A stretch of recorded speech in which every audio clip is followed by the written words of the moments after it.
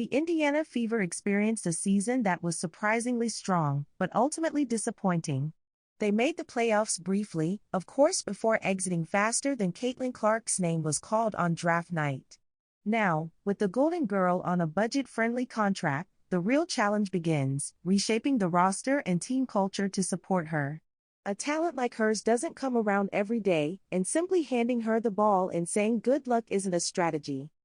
The best Fever prospect since Tamika Catchings needs help. In 2024, the consistency varied among certain players, and fumes of team cohesiveness never seemed to stick around. So how, exactly, does this team improve? How do they maximize the window while Clark is young and cheap? This exercise will probably come across as armchair GM-esque. I understand and won't try to convince you otherwise.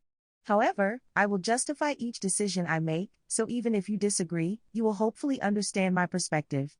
The steps I lay out are relatively in order, and they are strategies I believe will help make this team better than what we saw in 2024. Here's hoping Amber Cox, Kelly Krauskopf, and Stephanie White are reading this. It's hard to say goodbye to what's familiar. Erica Wheeler and Kelsey Mitchell, who have played 6 and 7 seasons in Indy, respectively, have earned the fans' admiration. And it's time for their combined, expiring $414,154 salaries to find homes elsewhere. There is an appeal to keeping a player like Wheeler. If she accepts her role as a scorer off the bench, there's reason to like what she can bring. Yet, the money she might want is better spent elsewhere. This team needs help in numerous places, especially defensively, and her 3.6 points per game, PPG, and 112 defensive rating, DRTG, can be improved fairly easily. As for Mitchell, some might struggle to understand why they'd let go of a player who has spent her entire career in Indianapolis and averaged a career-high 19.2 PPG. In fact, I believe they'll likely core her to keep her around. But this is all about maximizing what Clark and this team can become, and unfortunately, Clark and Mitchell's numbers together don't show a fit. Clark was worse offensively with Mitchell, but better defensively. Even still, Mitchell's 114 DRTG and the team's somewhat better defensive play without Mitchell on the court paint a much dimmer picture. That's also without mentioning that, even while it is intended to help her team, Mitchell frequently forces shots out of the team's offensive rhythm. In their season-ending loss in Game 2 against the Sun, her three-point attempt late in the game was too early in the shot clock, followed by an unforced turnover that contributed to the loss. Okay, now we're getting rolling. I admire Smith's game. It's a shame that Aaliyah Boston and Clark have unintentionally hampered her growth. Entering the season, I had high hopes for what this team could be with their big three, even with the somewhat awkward fit of Boston and Smith in the post together. However, Smith has not been able to find a comfortable role for herself on this team. In 2024, she averaged career lows in PPG, minutes per game, MPG, rebounds per game, REB, field goal attempts, and assists per game, APG. The challenges she faced finding space and the ball in her hands with Boston last year have only gotten worse with Clark. The numbers with Smith and Clark on the floor? Not good. The numbers with Smith and Boston on the floor? Not good. As a team, only one of the top 7 best lineups by offensive rating, ORTG, this year had Smith in it. The best DRTG lineup Smith was a part of is only the 6th best on the team. This is not to throw shade at Smith. She's only 24, and she's shown enough to demonstrate how good she can be. It's been a tough fit for her on this roster, and it's time to move her along for a piece that can better fit what Clark needs. Enter Alicia Gray. The Dream may look at this and say no, thank you, but what they might not see is that Gray is not a great fit for Howard, either. Maybe it was just former head coach Tanisha Wright's play calling, but Howard and Gray, both immensely talented, never looked all that fluid in playing together this season. Maybe new head coach Carl Smesko wants a look before doing anything. And yet, in the second most minutes together of any pairing from their starting unit, Howard and Gray's net rating together is the 3rd lowest. Gray brings something this Indiana team needs more than anything: competent, two-way play, especially in the backcourt. Gray is one of the premier two-way players in the league. She will compensate for the scoring gap Mitchell leaves behind and improve a backcourt unit last in DRTG in 2024. She also is a dynamic transition player. Of players who played in at least 25 MPG in 2024, Gray was 13th in the percentage of her points on the fast break. For an Indiana team that wants to run with Clark, they finished 9th in percentage of their points on the fast break. Gray fixes that immediately. Her 34.7% career three-point shooting adds a spacer to give Clark more breathing room. This deal gives Smith a fresh start with a franchise that might be looking for a more long-term solution in the front court despite its success in the Tina Charles era. It also allows Gray to contribute to all facets of her game. If I were a GM, this would be near the top of my rules list. Don't give mid-level players contracts that lock them in for years and include protections that make it hard to move on if they underperform. This was the problem with Indiana when they signed Katie Lou Samuelson and Damiris Dantas, despite the latter's success this past season. With the Golden State Valkyries set to join the league as the 13th team, I would expose Dantas, even though she had some success with Clark. Maybe they can offer Dantas and a pick or two to keep the Valkyries from prying away someone else, unless Cox and company are fine with them taking Grace Berger, Christy Wallace, or possibly Timmy Fagbinal. This adds another protected veteran contract the Fever could offer to wnba and rids the team of the $100,000 overpay. Samuelson was a nice story, but an ill-fated signing from the beginning. Her $180,250 contract, even if it's just through next season, is too much for this type of player.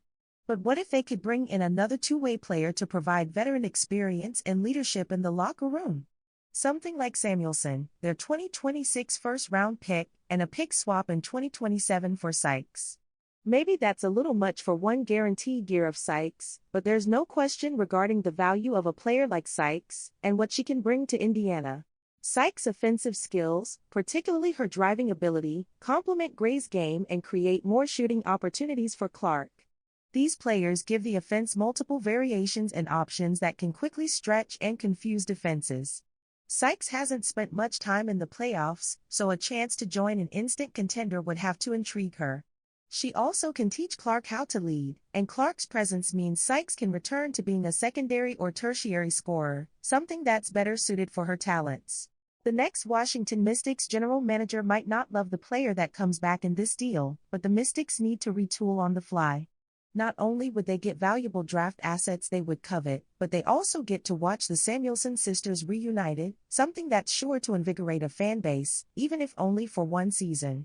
Washington also receives an extra $15,000 in cap space from the deal. Just because Smith didn't work with Boston doesn't mean finding a front court pair with her shouldn't be a priority. This is especially true if they can unload Dantas' contract on the Valkyries. The Connecticut Sun are likely to core Alyssa Thomas, leaving Jones free to sign with whichever team she chooses. That could very well be the Sun, but Indiana should at least try to add the imposing big.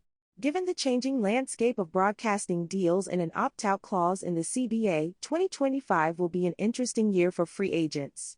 Don't be surprised if most free agents only accept one-year deals. Jones should be no exception.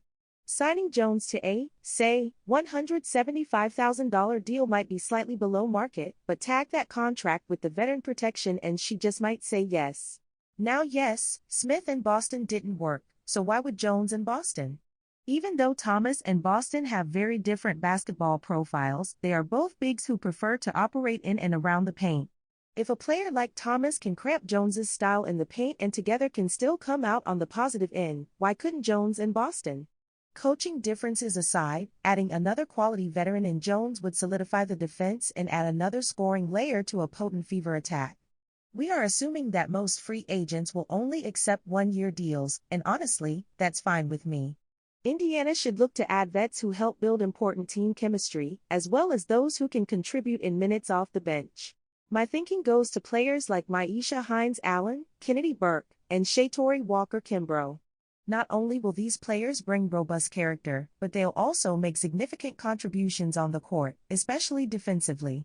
In 2024, Side's bench was 6th in MPG, DRTG, and net rating, and 7th in PPG and ORTG.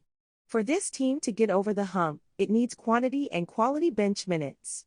Adding these vets wouldn't necessarily cost a ton either, providing the best of all worlds for the new-look Indiana Fever. This step is the most critical of all because it doesn't matter who the players are if the rotations and schemes don't function. At times, former head coach Christy Sides was rightfully criticized for her rotations. It was understood that Clark stepping in would require time for gelling. But once Sides found a few pieces that worked, it felt like she neglected anything else and it seemed to hurt the overall team. This is because opposing teams figured out the rotations quickly and there wasn't any development elsewhere to counter. What happened to players like Grace Berger, who showed some inconsistent promise in her rookie season? What about Christy Wallace, who could never find a rhythm this season? Why did Fagbinal get so much time when her lows were detrimental to this team's ability to succeed? Maybe a better bench will provide a more balanced approach, and the expectation is that the new front office will do all it can to find that. But this team will be stuck without cleaner rotations that don't get overworked or predictable. The team will likely establish new offensive sets with a new head coach. Stephanie White, the incoming head coach, is known for her creative basketball and using off-ball movement to open up offensive execution. The team's offensive efficiency and creativity should significantly improve if the player personnel changes to maximize Clark's talents while not sacrificing other options. Ultimately, the Fever aren't likely to take drastic action, as I recommend. Still, they will need to make multiple calculated moves to improve within the Clark window and take steps to